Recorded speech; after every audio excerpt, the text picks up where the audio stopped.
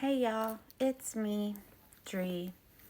In the last part, I told you about leaving California, about the years living by the beach, my second wedding, the financial weight I carried, and that box of my past memories that was thrown into a dumpster like it was nothing.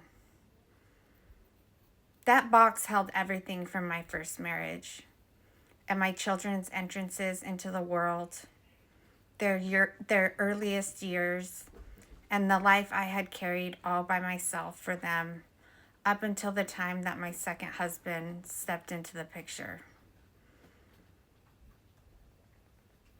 Watching it being hurled away like that, it wasn't just losing things. It was losing proof of the family that me and my girls once were. And then, without any time to grieve, we left that house, went to my parents for the Christmas holiday, and then the next morning we packed up and drove out of the only state I had ever called home.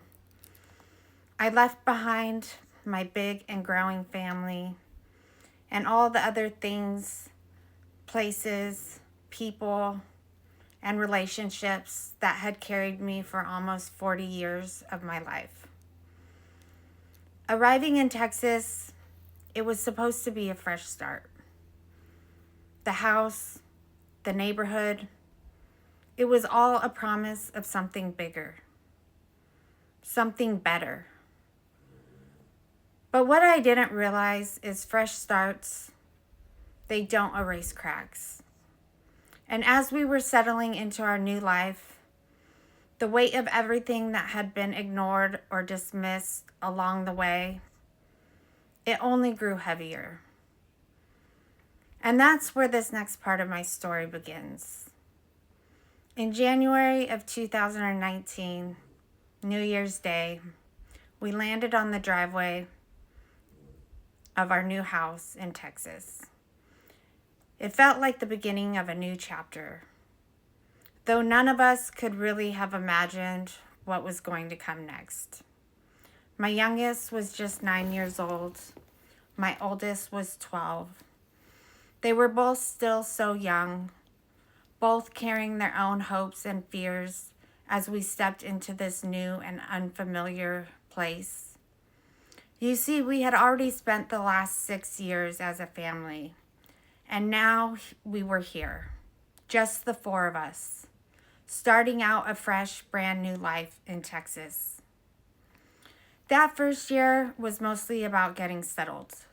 We had a brand new house, and I had made the decision to fill it with mostly brand new things because I wanted everything to feel perfect, like this was truly our new beginning. The subdivision that we moved into was still so new. There were only a handful of houses that had been built at the time.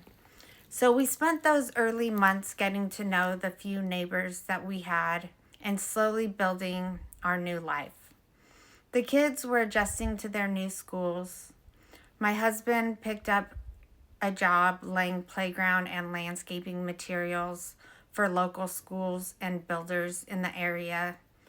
The job didn't pay a lot of money, but it kept him busy. And in its own way, I thought that was good for him and also for our family dynamic. I was acclimating to my transferred position from California, and on the outside, life looked like it was falling into place. But underneath, cracks were already forming. My parents visited us a few times that first year, and they were noticing the cracks too. They would pull me aside more than one occasion, and they would point out how harshly my husband spoke to the girls. They would say his tone was sharper. His reactions were more aggressive than what they had ever seen back in California. But since he had stepped into this role as their dad, I brushed it off. I told myself my parents were just being sensitive because they were now so far away. I dismissed it as them being first-time grandparents. And also, when I compared his level of aggression to what I grew up with in my own childhood home that my parents had built for us, it felt like nothing in comparison. So I just let it go. Whenever my husband and I would socialize with new people, he had a habit of oversharing about my children, even going so far as to talk about things like the porn sites that he had discovered on my oldest daughter's iPad back in California. I remember those moments sitting in those places, feeling perplexed, embarrassed, and uncomfortable. Later in private, I would ask him not to be so transparent with strangers, but he would just brush me off. He would insist that he was building our social scene because I wasn't as outgoing as he was. But the truth is, before my husband, I had always been outgoing, even the life of the party. But by the time he came into my life, I had been buried in work for years, pouring everything into survival and carrying responsibilities that left me no time for myself, let alone new friendships. And that didn't mean that I was socially inept, but that was the label my husband gave me. He was the social one, and I was the awkward one. Over time, I started to believe that as my truth. I carried it as if it were true, until eventually it settled into me like an identity that I hadn't even chose. My husband had found a way to rewrite who I was, and the hardest part is I owned it. That slow erasure of myself didn't just touch me. It spilled into my home, shaping the atmosphere for my children also. My oldest daughter's isolation was growing deeper. She was closing herself off more and more, spending pretty much all of her time in her room by herself.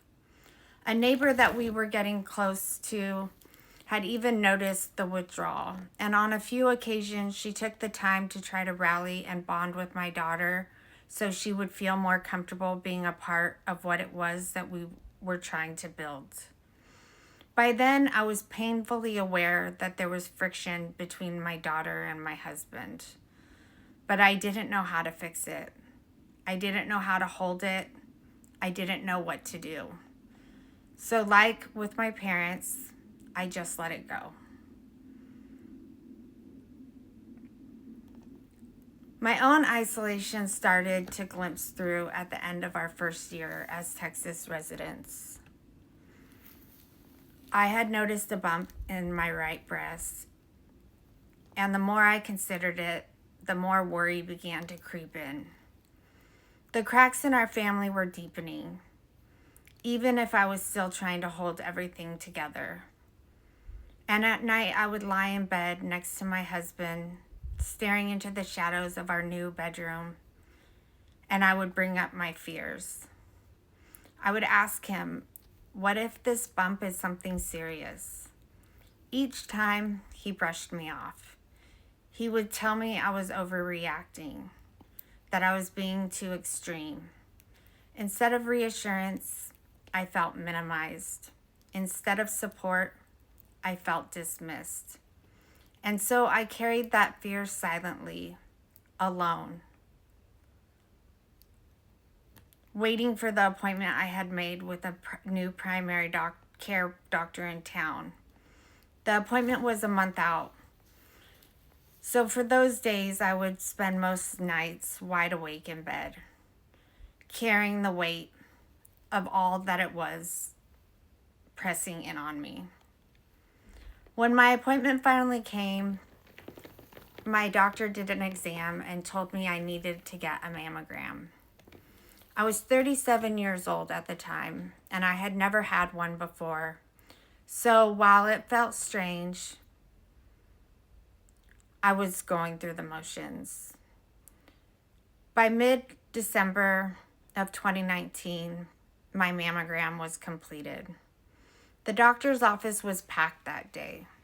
And after my procedure, I found myself waiting endlessly, wrapped in nothing but a gown. I grew restless, impatient. I was ready to storm out of that office. When I got up to leave, the doctor finally walked in, and his words cut through me. He said, "Your results are showing an extreme amount of abnormal growth. You need to contact a breast surgeon immediately, and I'm going to schedule you for a biopsy." And so the biopsy was done, and on January 3rd of 2020, what I had been fearing all along was finally spoken into reality. I was diagnosed with breast cancer. The breast surgeon that I found explained that while they hadn't found invasive cancer in the biopsy, that the pre-cancer they did find was so extensive and so extreme, the only option I had was for a double mastectomy. On that day, something else weighed in on me. A new reality started to set in. You see, I realized I was going to have to take time off work, which is something that I had never done before. But I needed to focus on my health. Because I had been carrying all the financial weight for our family, I knew that I needed a plan and that I needed to come up with one fast.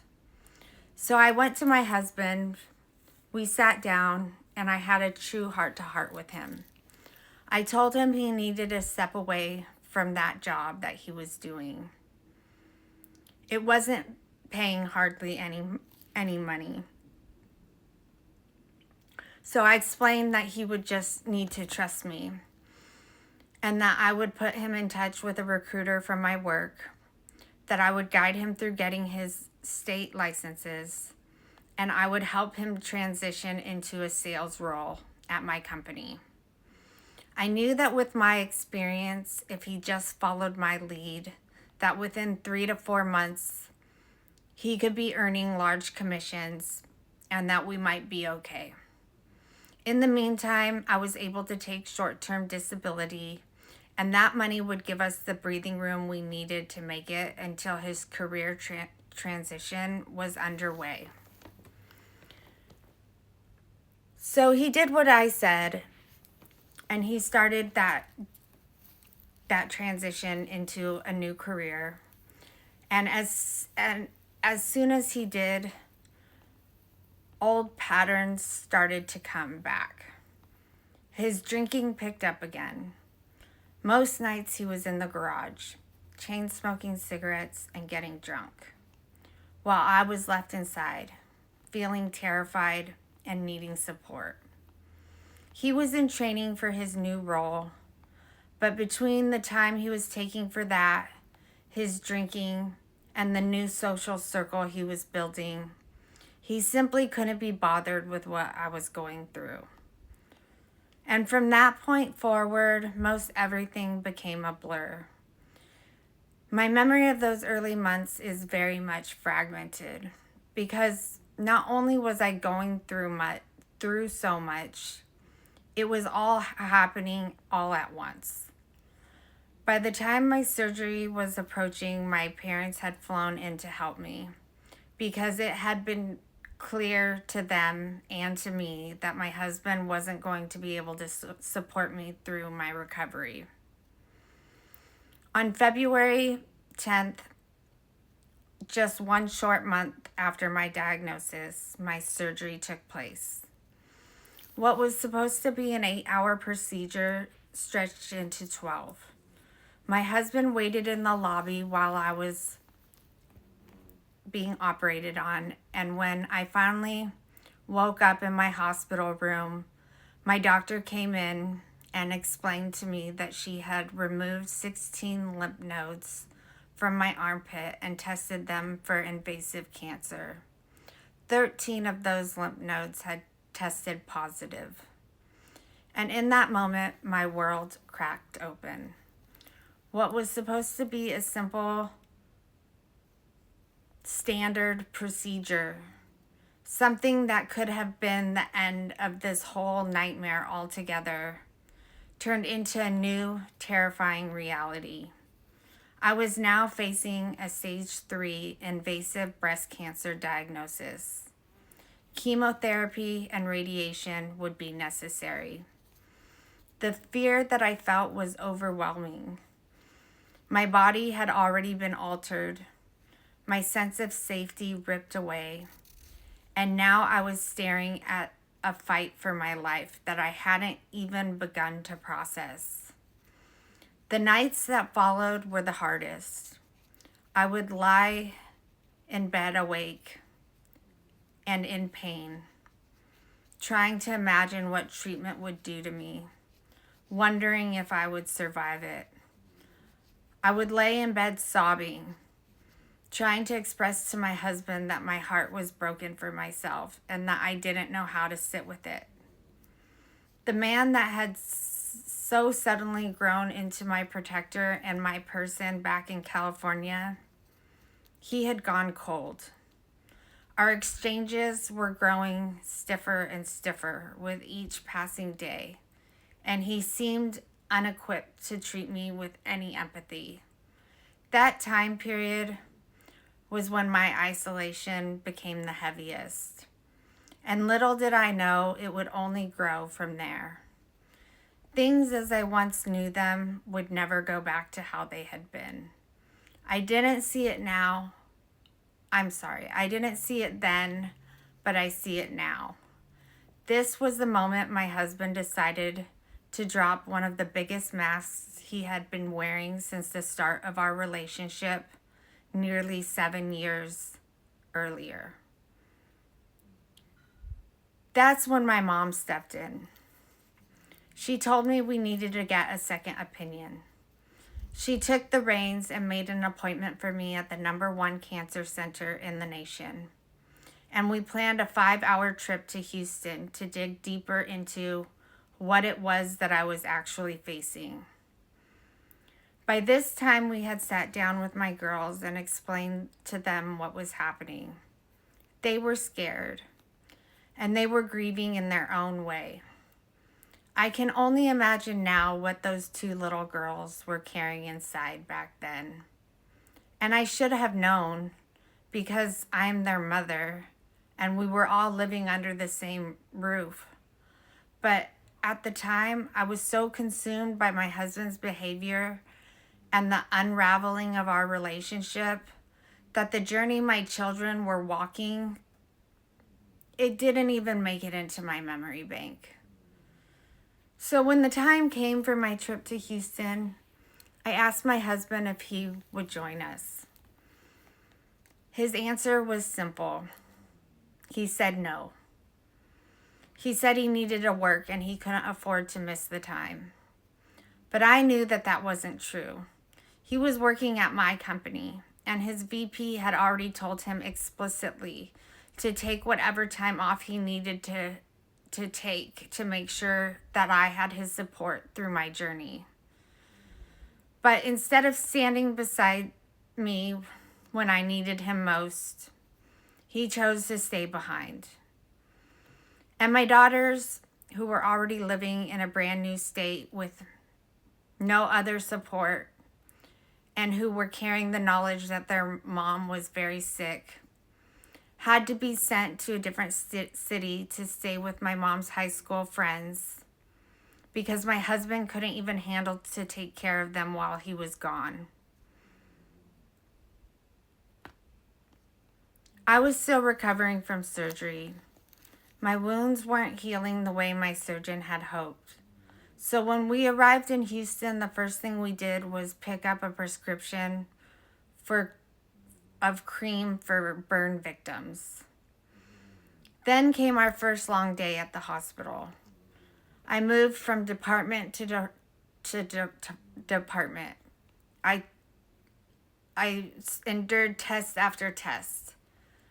My body and my mind was exhausted before the sun had even set. By the time we finally left the hospital, we headed towards our hotel, stopping at a CVS to grab more gauze for my wounds.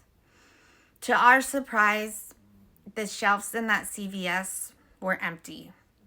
There was a strange hustle and bustle on the streets, a tension that felt out of place even though I was in an unfamiliar city.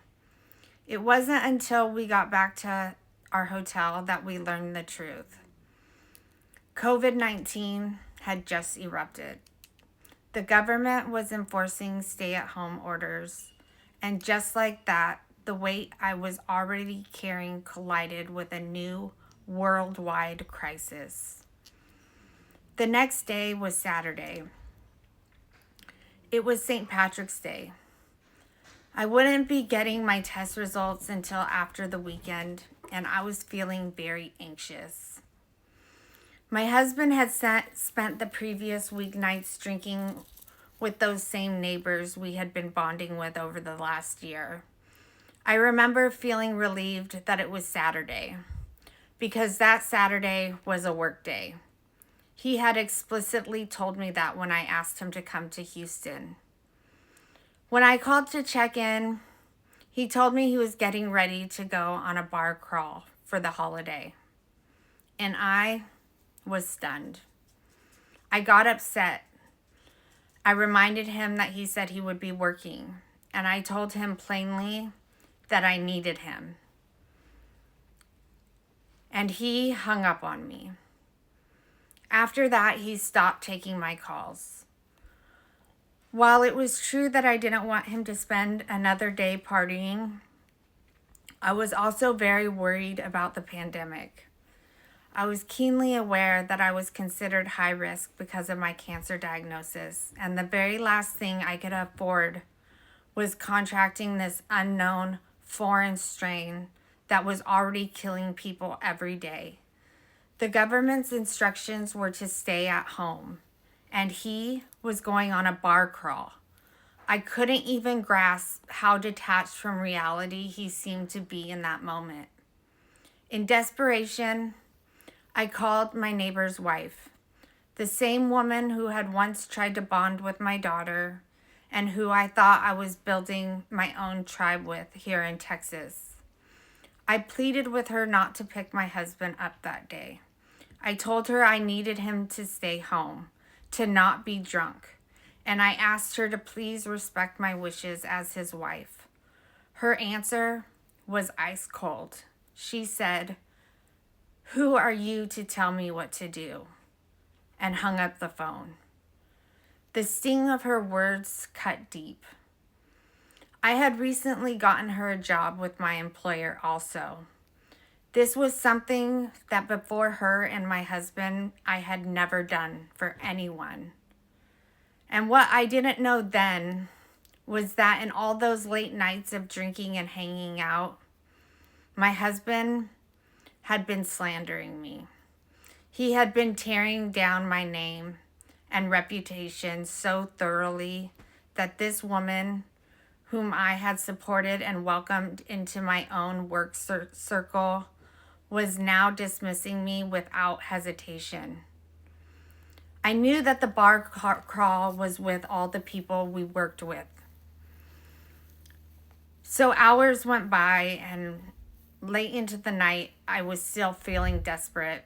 I hadn't heard from my husband, and so I reached out to a teammate of mine who was also on the bar crawl, hoping for anything I could get about my husband, because I couldn't understand why he wasn't taking my calls. This behavior seemed to be out of left field. I will never forget what my teammate told me that night. She said my husband was in the bar with a crowd around him, all the people I had known and worked with all that time.